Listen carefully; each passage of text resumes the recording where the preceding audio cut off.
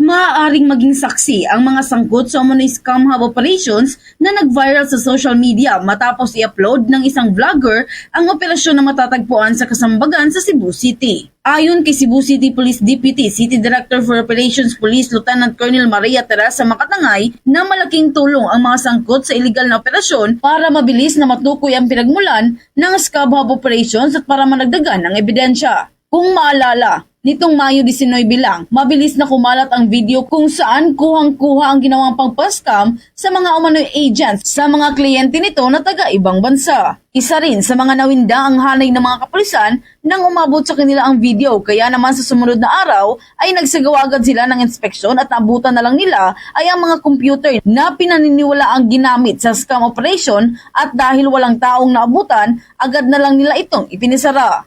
Sa ngayon, ang impormasyon na hawak ng mga otoridad ay nasa lungsod pa rin ang mga sospek, ngunit hindi pa nasasampa ang kaso kaya naman hindi pa sila nahuhuli. Binigyang din ni Makatay na saan man sila naroroon kung maisasampa na ang mga tamang kaso at mailabas na ang mga warrant, tiyak na hindi na sila makakatakas at wala nang mapupuntahan. Kaya naman hinimok ng CCPO ang mga BPO agents na sangkot sa kumpanya na mag-ulat o magbigay ng kooperasyon para maresolba ang investigasyon. Let's just say that they are involved in the daily operations of this particular. They can come forward and explain and provide the necessary information. Cases have not yet been filed, man.